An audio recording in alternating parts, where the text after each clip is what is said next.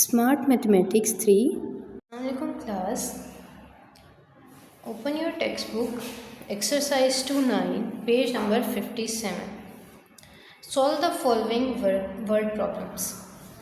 Part A. Shama has 198 sweets. Shama के पास 198 sweets हैं.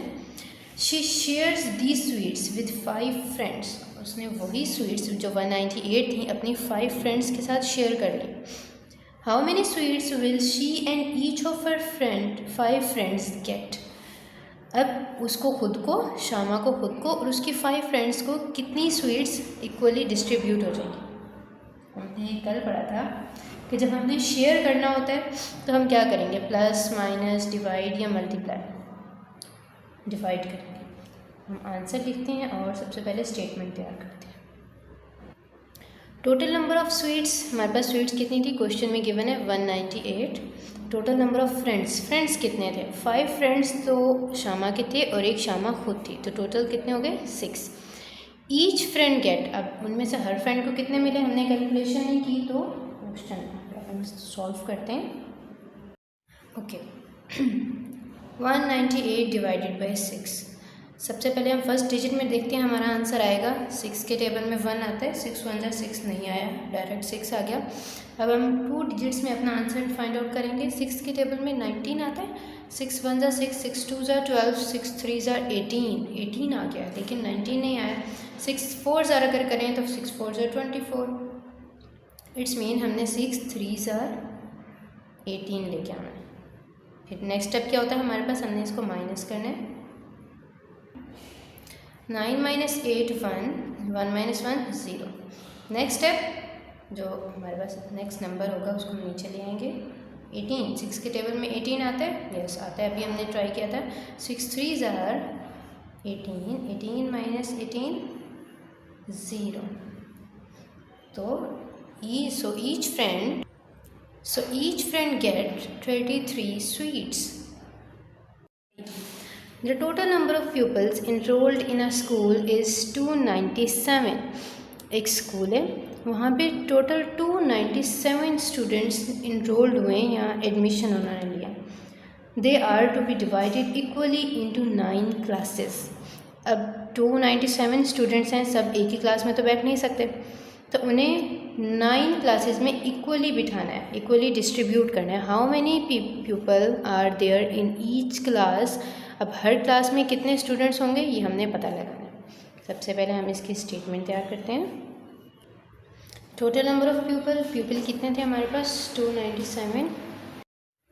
Total number of classes कितनी थी हमारे पास, क्वेश्चन में गिवन है 9 classes. People in each class, क्योंकि अभी हमने कैलकुलेशन नहीं की तो क्वेश्चन मार्क. सॉल्व करते हैं इसे. 297 डिवाइडेड बाई 9 टेबल पढ़ते हैं. 9 1 ज़ा 9, 9 2 ज़ा 18, 9 3 ज़ा 27. 29 के 29 तो नहीं आ सकता, लेकिन 29 से छोटा हम नंबर ले लेंगे 27. 9 3 ज़ा 27 माइनस करेंगे. 9 minus 7 2, 2 minus 2 0. नेक्स्ट स्टेप क्या था, हमने second number next number arrow डाल के नीचे लेके आना है 27. अगेन 9 3 ज़ा 27, 27 minus 27 0. So there are 33 students, और pupil कह लें आप लोग, there are 33 pupil in each class. A baker had 400 eggs. एक बेकर के पास 400 eggs हैं. He broke 163 eggs. उनमें से उसने 163 eggs तोड़ दिए. And used the remaining eggs to bake cakes. अब 400 में से 163 तो उसने तोड़ दिए, पीछे जितने बच गए उसका उन एग्स का उसने केक बना लिया. If 3 eggs were needed to bake each cake. अब अगर एक केक बनाने के लिए मुझे 3 eggs चाहिए होंगे, then how many cakes did he bake. तो उसने टोटल कितने केक बनाए होंगे. स्टेटमेंट पहले लिखते हैं. टोटल नंबर ऑफ़ एग्स, हमारे पास टोटल एग्स कितने थे 400, क्वेश्चन में मेंशन है. ही ब्रोक, उनमें से उसने कितने तोड़ दिए थे 163. सबसे पहले तो हम देखेंगे कि टोटल एग्स में से जो एग्स टूट गए थे, पीछे हमारे पास रिमेनिंग कितने रह गए. हम लिखेंगे remaining eggs remaining x find out करने के लिए मुझे टोटल में से ब्रोकन एक्स को माइनस करना होगा। 400 माइनस 163 मैं साइड पे रफ वर्क कर लूँगी इसका, ठीक है, क्योंकि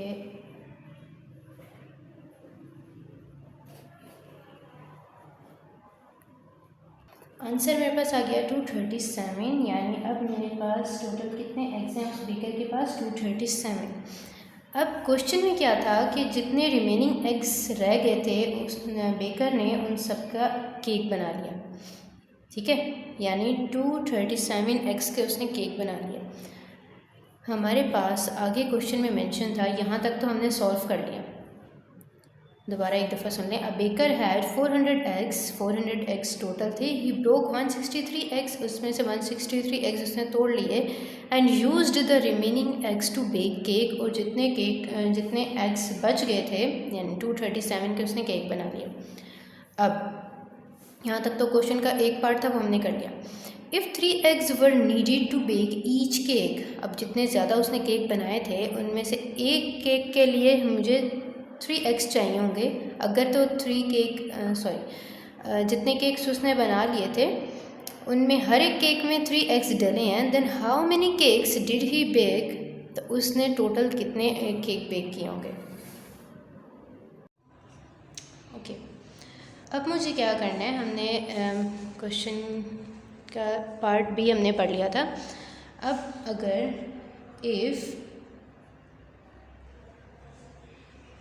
3 eggs इक्वल टू 3 eggs के लिए 3 egg से हमें कितने केक बन रहे थे? 1 केक। 3 egg से 1 केक बन गया था ना हमारा। देन 237 egg से कितने केक बन सकते हैं ये हमने फाइंड आउट करना था। देन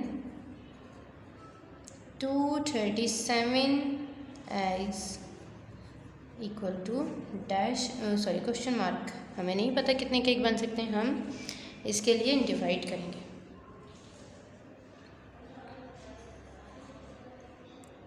टू 237 को हम डिवाइड करेंगे 3 के साथ। पहले हम फर्स्ट डिजिट में देखते हैं 3 के टेबल में 2 आता है, नहीं आता। 23, 3 के टेबल में 23 आता है कि नहीं आता, हम ट्राई करते हैं। 3 7s are 21 होता है और 3 8s are 24, तो 24 हम नहीं ले सकते, तो 3 7s are 21, 3 minus 1 2, 2 minus 2 0, 7, 3 9s are 27 minus 0 भी लिख सकते हैं, या फिर हम क्रॉस भी लगा सकते हैं। सो he made 79 cakes with 237 eggs. D. Aruj cuts a 92 centimeter long sugar cane into 4 equal pieces. Sugar cane है ना, गन्ना। अरूज के पास एक गन्ना था, कितनी लेंथ थी उसकी? 92 सेंटीमीटर लॉन्ग। अब उसने उस गन्ने को कितने पीसेस में तोड़ा?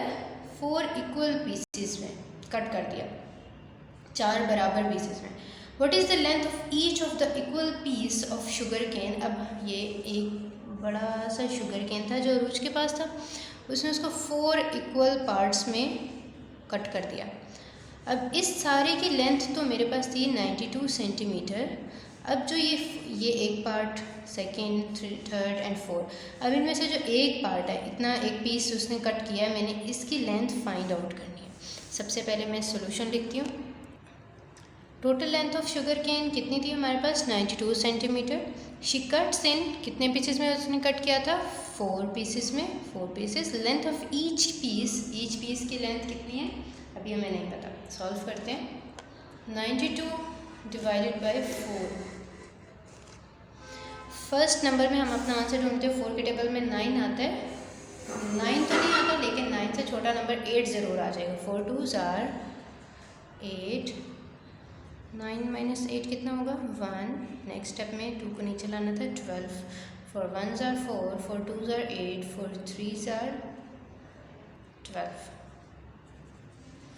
12 minus 12 equal to 0.